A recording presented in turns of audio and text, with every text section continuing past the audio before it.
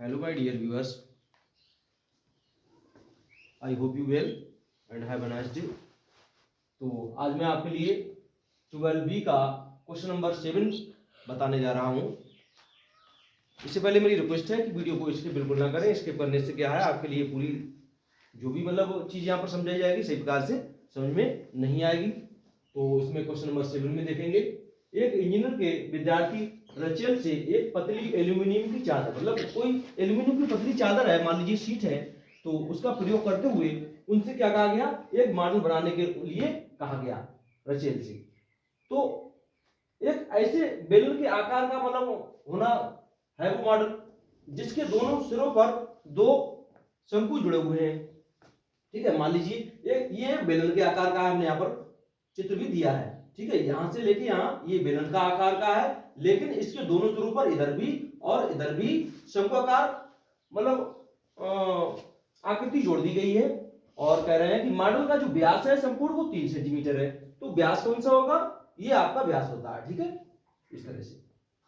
और कह रहे हैं इसकी जो लंबाई है वो कुल मिलाकर कितनी है आपकी, 12 सेंटीमीटर। जब इसकी लंबाई आपकी 12 सेंटीमीटर, यहां से लेके यहां तक पूरी फुल मॉडल की जो लंबाई दी गई है वो कह रहे हैं 12 सेंटीमीटर है। ठीक है, आगे कह रहे हैं यदि प्रत्येक शंकु की जो ऊंचाई है वो कितनी है आपकी, 2 सेंटीमीटर। मान लीजिए यहां से लेके यहां तक की ऊंचाई भी 2 सेंटीमीटर हो गई और यहां से लेके यहां तक की ऊंचाई भी 2 सेंटीमीटर हो गई। तो आगे कह रहे हैं रचेल द्वारा बनाए गए मॉडल में अंतर्विष्ट हवा का आयतन ज्ञात करना है। ठीक है, इसमें आखिर कितनी हवा आ सकती है उसका आयतन ज्ञात करना है आपके लिए। जबकि क्या कह रहे हैं कि यह मानना है कि मॉडल की आंतरिक और बाहरी विमाएं या त्रिज्याएं कह सकते हैं लगभग क्या है, बराबर है। ठीक है, इस तरह से। तो देखते हैं, जो चीज दे रखी है उसे लिख लेते हैं।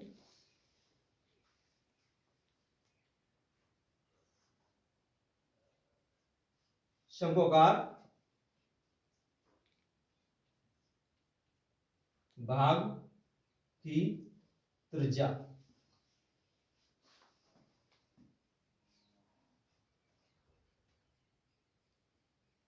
देखो शंक्वाकार भाग की जो त्रिज्या है वो ये आपकी बेलनाकार भाग की त्रिज्या है, ये समान है।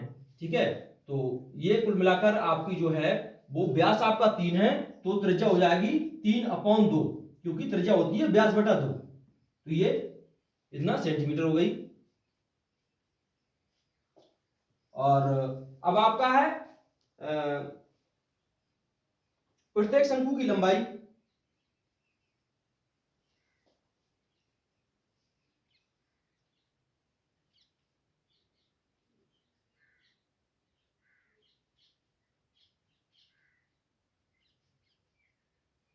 ऊंचाई h1 मान लेते हैं इसे।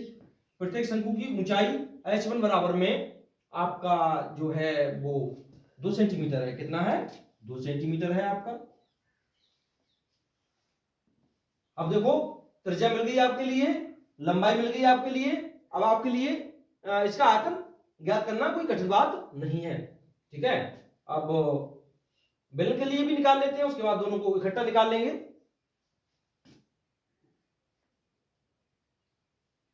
बेलनाकार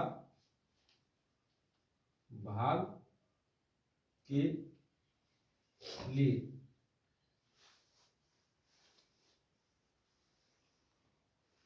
बेलन की ऊंचाई, इसको h2 मान लेंगे।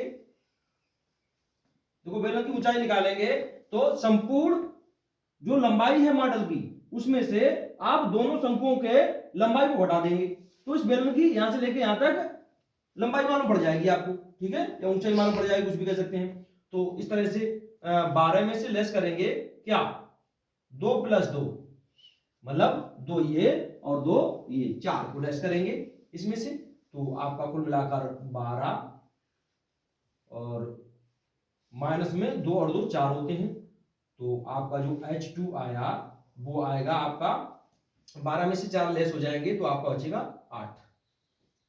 8 सेंटीमीटर। ठीक है, अब या इसका मतलब आपको पता लग गया, इसकी जो लंबाई है वो 8 सेंटीमीटर है।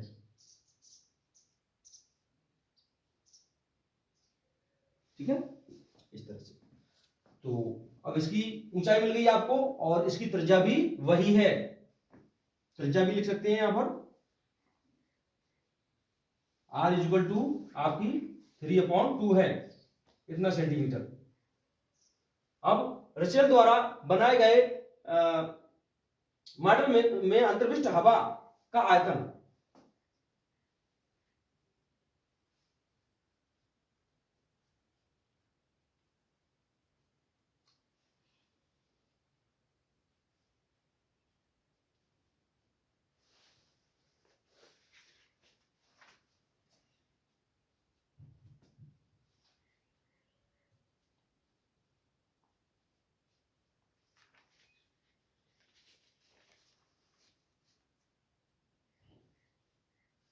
आयतन निकाल रहे हैं, तो इस तरह से इसके इक्वल टू में आ जाएगा आपका बेलनाकार भाग का आयतन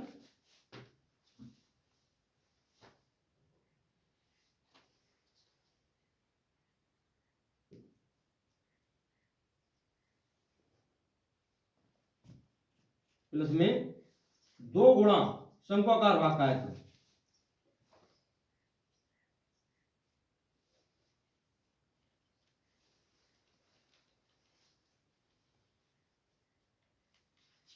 ठीक है, 2 गुणा क्यों किया? क्योंकि शंकु 2 है, एक इधर है और एक इधर है, इसलिए 2 से गुणा कर दिया हमने। तो इस तरह आपका जो बेलनाकार भाग का आयतन निकलेगा वो बेलनाकार भाग आपका हो जाएगा पाई r स्क्वायर h। लेकिन बेलन के लिए हमने क्या माना है?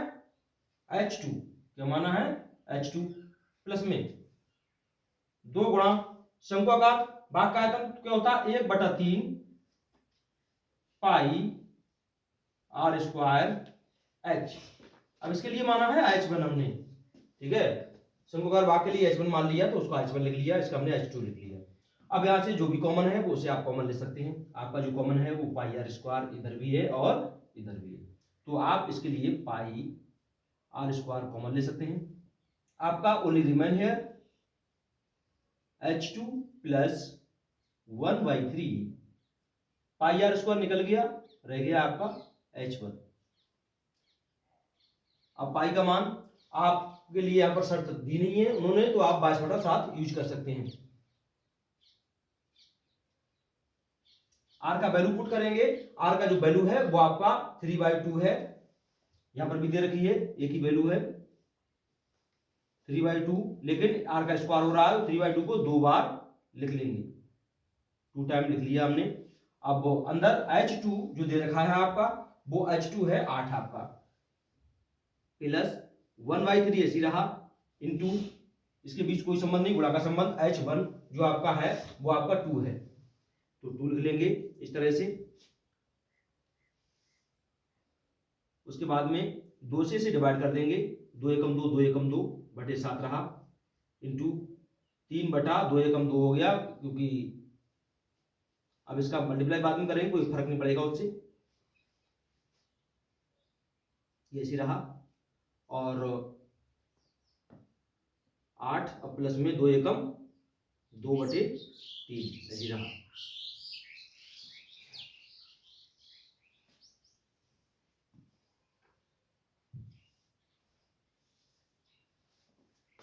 उसके बाद में इसे हल करेंगे तो ये तो ऐसे रहा आपका,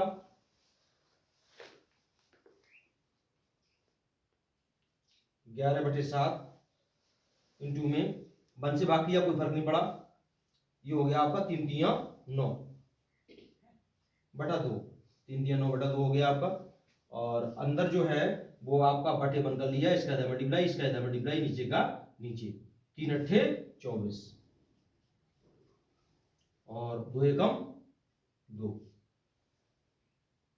बटा 3 की मल्टीप्लाई करेंगे 1 में, 3 एकम 3 हो गया, ठीक है। अब देखो आगे देखते हैं, 11/7 हो गया, इंटू 9/2 हो गया, इंटू 24 और 2 26 होते हैं, 26/3 हो गया। अब आप भाग कर देंगे फिर से इसे, तो आपका यहाँ पर बचेगा 11/7 ऐसी रहा, इंटू इस 3 से 9 को भाग करा तो 3 3 9 हो गया यहाँ, और इस 2 से इस 26 में भाग किया तो 2 एकम 2 हो गया, और 2 से 26 में भाग करेंगे तो 2 एकम 2, 2 3 6। ठीक है, अब इस 3 से तो 3 को कर दिया, 3 एकम 3। तो इस तरह से अब ऊपर का ऊपर मल्टीप्लाई, नीचे का नीचे, तो 11/7 इसकी इसमें कर देंगे तो 13 39 बटे 1 एकम 1 रहा, कोई फर्क नहीं पड़ा उससे। अब 11 से फिर से मल्टीप्लाई कर देंगे इसे, 11 नेम 99 का 9 हंस लगे 9, 11 33 33 और 9 22 नहीं 42, 33 और 9 42 अपॉन में 7। फिर देख लेते हैं, 11 नेम 99 का 9 हंस लगे 9, 11 33 33 और 9 42। ठीक है, अब 7 से डिवाइड कर देंगे इसे, तो इस तरह से आपका बचेगा 7 पंजे 35, 7 छंग 42 और 7 एकम 7। उसके बाद में यहाँ पॉइंट लगा लिया, 9 में से 7 गए तो आपका रह गया यहाँ पर 2 पॉइंट लग गया, हो गए 20, 7 दूनी 14, बच गए 6, हो गए 60, 7 8 56, बच गए 4, हो गए 40, 7 पंजे 35, 5 बच गए, हो गए 50, 7 7 49। इस तरह से ही चलता रहेगा। ठीक है, इस तरह देखें तो बाय मिस्टेक यहाँ पर 2 रह गया ये लिखने को इंटू, तो 2 एकम 2 आ गया यहाँ पर आपका, यहाँ पर भी 2 चल रहा है साथ में, तो ये 2 दूनी 4 हो गया।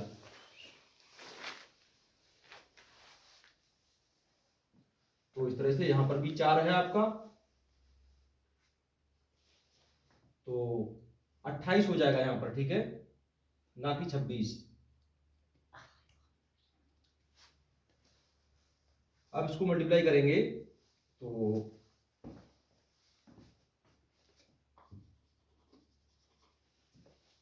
यहां पर जो आएगा वो आपका 2 एकम 2, 2 चौक 8, 14 आ जाएगा। ठीक है,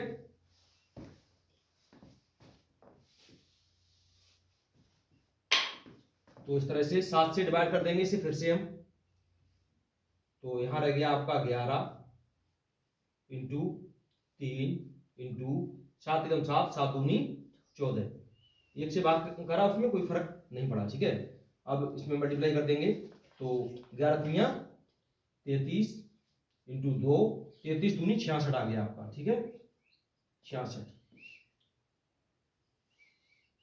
घन सेंटीमीटर, घन सेंटीमीटर लिख दो या फिर सेंटीमीटर क्यूब लिख दो, एक ही बात होती है आपकी। ठीक है, तो ये आपका आयतन आ गया, अंतर्विष्ट हवा का जो आयतन है यहाँ पे लिख भी सकते हो।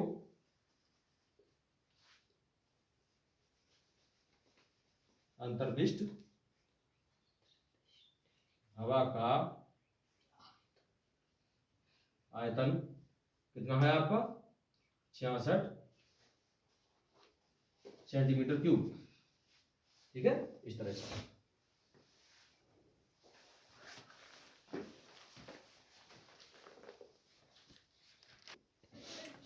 हाँ, तो आपका नेक्स्ट क्वेश्चन नंबर 8 है, जिसमें बताया गया कि एक ठोस है जो लंबरखी शंकु के आकार का है, एक अर्धगोले पर स्थित है।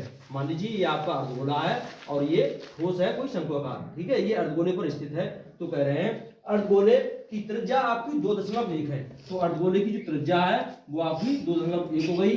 और आगे कह रहे हैं कि शंकु की ऊंचाई 4 सेंटीमीटर है, तो इस शंकु की जो शंकुआकार भाग है इसकी ऊंचाई आपकी 4 सेंटीमीटर है। और कह रहे हैं कि इस ठोस को एक बेलनाकार पानी से भरे हुए ट्यूब में, जिससे कि वह पूरा डूब सके, यदि डाला जाता है। लेकिन जो बेलनाकार ट्यूब है, कह रहे हैं कि बेलन की जो त्रिज्या है वो 5 सेंटीमीटर है और ऊंचाई उसकी 9.8 सेंटीमीटर है। 9.8 सेंटीमीटर ऊंचाई हो गई इसकी, और जो त्रिज्या हो गई वो 5 सेंटीमीटर हो गई। तो कह रहे हैं ट्यूब में शेष बचे पानी का आयतन ज्ञात करना है। तो पहले तो संपूर्ण ट्यूब का जितना भी पानी आता है उसका आयतन ज्ञात करेंगे, उसके बाद में आप इस शंक्वाकार भाग और अर्धगोलाकार भाग का आयतन निकाल लेंगे, क्योंकि ये ठोस है, यही उसमें डाला जाता है, इतना ही पानी बाहर निकलेगा, तो इसके आयतन को उसमें से लेस कर देंगे, आपका आंसर आ जाएगा। ठीक है, तो चलते हैं सवाल की ओर।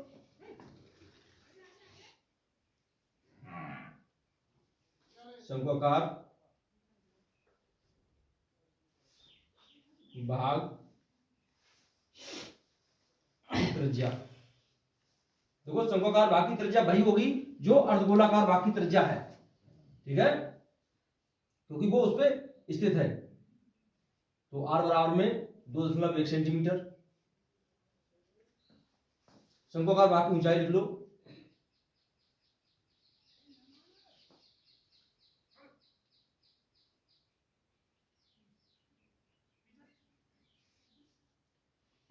ऊंचाई h मान लेते हैं, स्मॉल h, तो ये आपकी दे रखी है 4 सेंटीमीटर। अर्धगोले की त्रिज्या भी लिख लो यहां,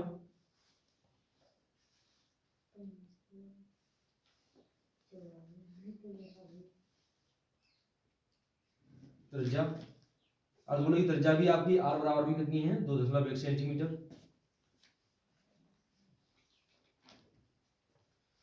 तो अब बेलनाकार भाग के लिए भी लिख लो,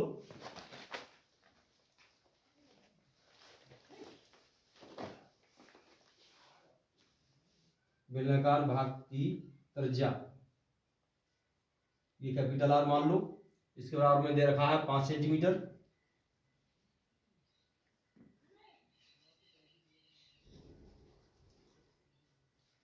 बेलनाकार, अब बेलनाकार ट्यूब का ऊंचाई निकाल लेंगे, लिखी हुई है, लिख लेंगे।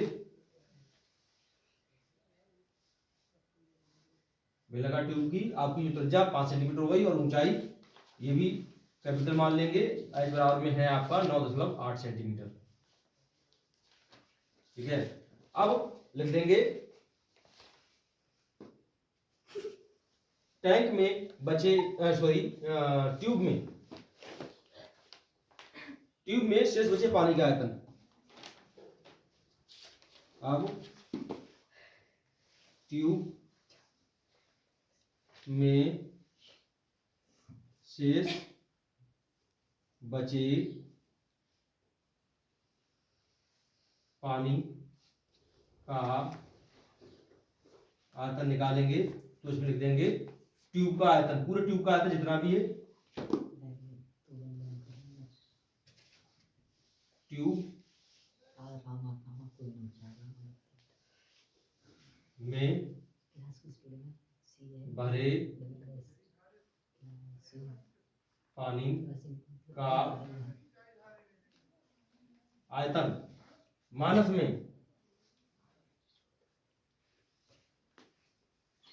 शंकु का आयतन प्लस में अर्धगोले का आयतन।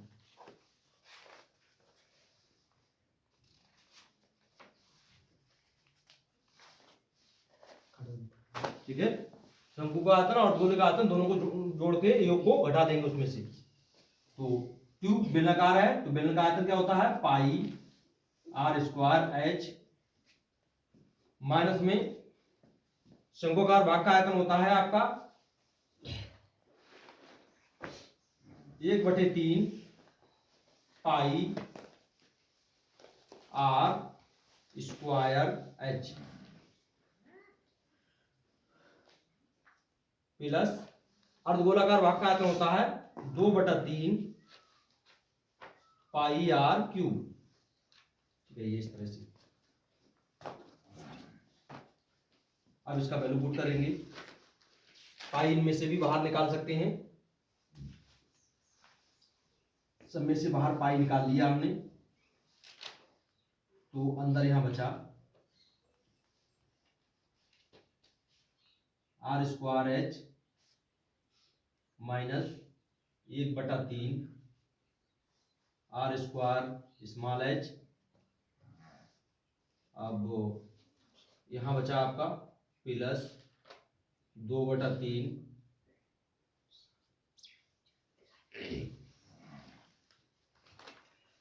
r³ ठीक है।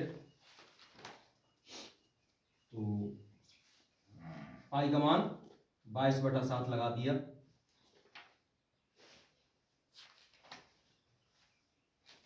अब कैपिटल आर का वैल्यू है यहाँ पर 5, तो 5 इंटू में इसका एच का वैल्यू है यहाँ पर 9.8, 9.8।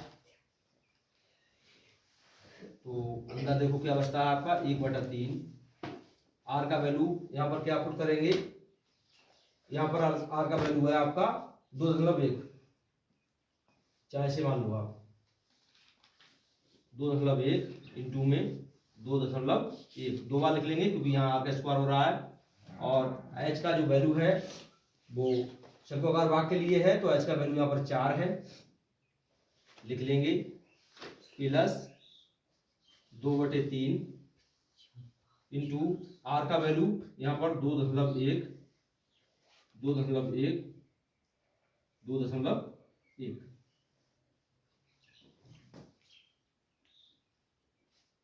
उसके बाद में 22/7 आपका ऐसी रहा, इसका आपस में मल्टीप्लाई कर देंगे, कर दो। ये यहाँ पर लेस हो रहा है, सॉरी माइनस है, ठीक है। तो 5 8 40 का 4 यहाँ से लगे, सॉरी 5 8 40 के 0 आएगा, 5 8 40 का 0 यहाँ से लगे 4, 5 9 45, 45 और 4 49।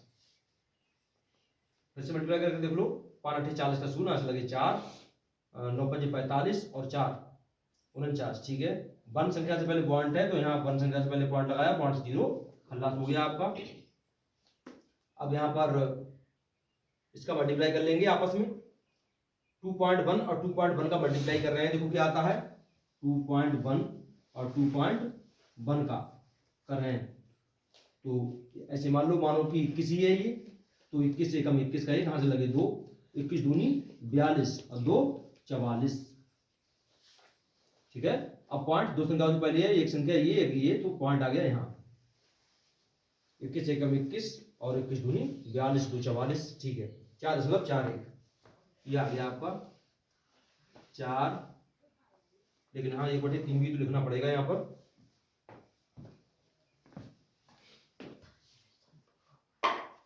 यहाँ पर 1/3 आपका चल रहा है और इसका मल्टीप्लाई किया तो हमारा आया 4.41 और इंटू में 4 है, प्लस 2/3 इंटू में इसका मल्टीप्लाई किया तो ये 4.41 आया। फिर से हमने कर दिया इसका मल्टीप्लाई 2.1 से, तो 21 से कम 21 का 1 यहाँ से लगा 2, 21 चौक 84, 84 और 2 86, 86 का 6 यहाँ से लगे 8, 21 चौक 84, 92 हो गए, 92 का 92 पॉइंट, दो संख्याओं से पहले ये था, एक से ये, 3 से पहले हो गया 1 2 3, ये आ गया आपका 9.26, 9.261।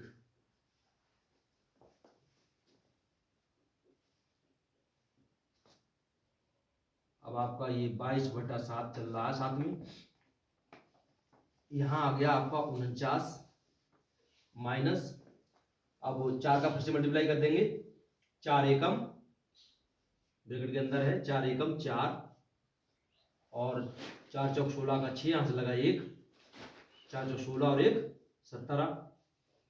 अब इन सब की वन से गुणा की कोई फर्क नहीं पड़ा, फिर से देख लेंगे, 4 एकम 4, 4 चौक 16 का 6 यहाँ से लगा 1, 4 चौक 16 और 1 17। पॉइंट है दो संख्याओं से पहले 1 और 1 2, यहाँ आ गया अपॉन में 3, प्लस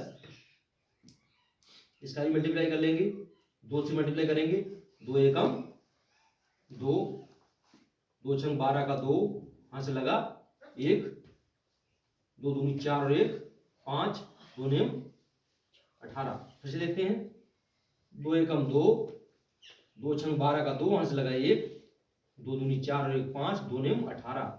पॉइंट कितनी संख्या से पहले लगाएंगे? 1 2 3, 1 2 3, मतलब यहाँ पे आ जाएगा पॉइंट आपका, और अपॉन में चल रहा है 3,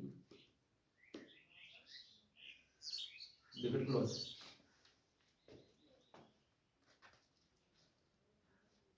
अब आप इधर कर सकते हैं। तो इस तरह से 22/7 आपका चल रहा है बाहर, और ब्रैकेट के अंदर है 49 माइनस ये 3, यहां पर भी है यहां पर भी है, तो एक बार में 3 लिख लेंगे, एलसीएम ले लिया, और ऊपर की संख्या ऐसे लिख लेंगे, ऊपर है 70.64 प्लस 18.52, 18.52, 2 को छोड़ देते हैं, 5 2 ही रखते हैं, कोई फर्क नहीं पड़ता आपसे खास। तो इस तरह आपका 22/7 ये आ गया 49, माइनस इसके लिए ऐड कर देंगे आप, तो ये आपका हो जाएगा, 4 को ऐड करेंगे 2 में, तो 4 और 2 6 हो गया। अब 6 को 5 में ऐड करेंगे, 6 5 11 का 1, 4 2 6 और 6 5 11 का 1, यहां से लगा 1, 8 और 7 15 और 1 16 का 6, यहां से लगा 1, 1 और 1 2 और 1 3। फिर से देख लेते हैं एक बार, 4 2 6, 6 5 11 का 1, यहां से लगा 1, 7 और 8 15 और 1 16 का 6, यहां से लगा 1 1 2 और 1 3। पॉइंट है 2 संख्याओं से पहले 1 और 1 2 बटे 3, इस तरह से। अब क्या करेंगे, वटे बंद करेंगे, इसका इधर मल्टीप्लाई करेंगे, इसका इधर करेंगे, ठीक है। तो बाहर जो चल रहा है उसको ऐसे रहने दो, 22/7 चल रहा है आपका बाहर, और ब्रैकेट के अंदर इसका इधर मल्टीप्लाई करेंगे, तो कर दो, 3 नेम 27 का 7, यहां से लगे 2, 3 चौक 12 और 2 14। फिर से देख लेते हैं एक बार, 9 3 27 का 7, यहां से लगे 2, 3 चौक 12 और 2 14, ठीक है। और माइनस में 1 से गुणा करेंगे, कोई फर्क नहीं पड़ेगा, 36.16 अपॉन में नीचे का नीचे मल्टीप्लाई हो गया, 3 एकम 3, ऐसे इस तरह से। अब इसमें से इसे लेस करेंगे फिर से, या फिर मान लेते हैं ये लेस करेंगे, इधर करके देख लेते हैं लेस कितना बचता है। ये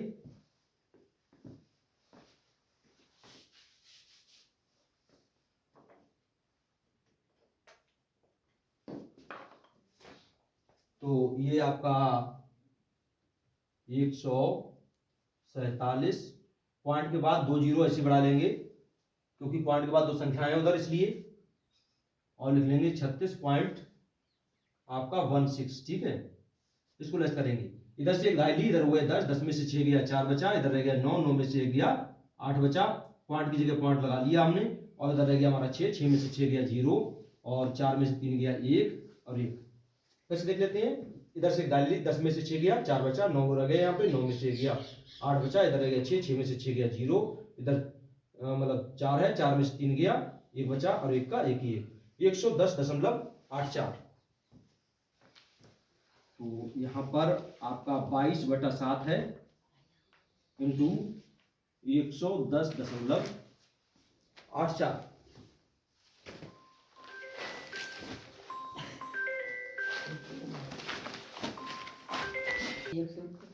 यहाँ बाय मिस्टेक, क्योंकि r का स्क्वायर 5 है, तो यहाँ पर 5 का भी स्क्वायर होना चाहिए, ठीक है, क्योंकि r की वैल्यू यहाँ पर पुट करी है, तो यहाँ 5 गुणा 5 2 बार हो जाएगा, तो यहाँ पर ये मिस्टेक हो गई है।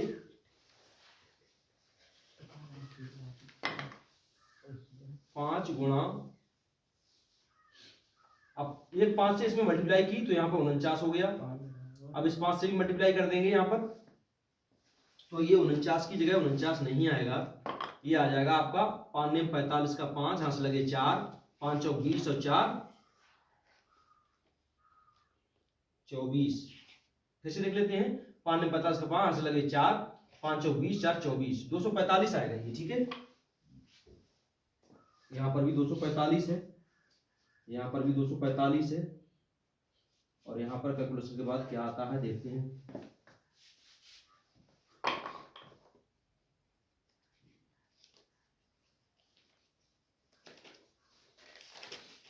अब यहाँ पर कैलकुलेशन के बाद क्या आता है देखते हैं। 245 का मल्टीप्लाई करना है, 245 का 3 से करना है, यहीं करे रहते हैं। तो 3 पंजे 15 का 5, यहाँ से लगा 1, 3 चौक 12 और 1 13 का 3, यहाँ से लगा 1, 3 दूनी 6 और 1 7। ठीक है, फिर से देख लेते हैं। 3 पंजे 15 का 5 लगा 1, 3 चौक 12 और 1 13 का 3, यहाँ से लगा 1, 3 दूनी 6 और 1 7। अब इसमें से इसे लेस करते हैं, तो यहाँ आ गया 735। 735 के बाद पॉइंट लगा के जीरो बढ़ा लेंगे, दो संख्या है पॉइंट के बाद उधर, और इधर है आपका 36.16। ठीक है, इस तरह दहाई ले ली, 10 हो गए, 10 में से 6 गया, 4 बचा, और इधर 9 में से 1 गया, 9 में से 1 गया तो आपका 8 बचेगा, और यहाँ आपका रह गया 4, 4 में 6 जाएंगे नहीं, 10 से दहाई ले ली, 14 हो गया, 14 में से 6 गए, 8 बचा, और इधर 12 में से 3 गए, 9 बचा, और इधर 6, 14 में से 6 गए, 8 बचे, और 12 में से 3 गए, 9 बचे और 6। ठीक है, 698.84।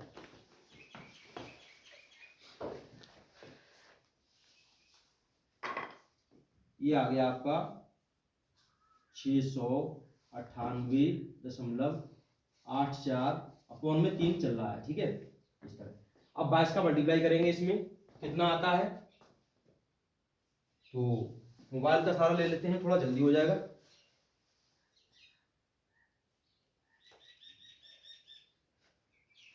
.84 का जो मल्टीप्लाई करना है हमें, वो करना है 22 में। ठीक है, तो ये आपका आ गया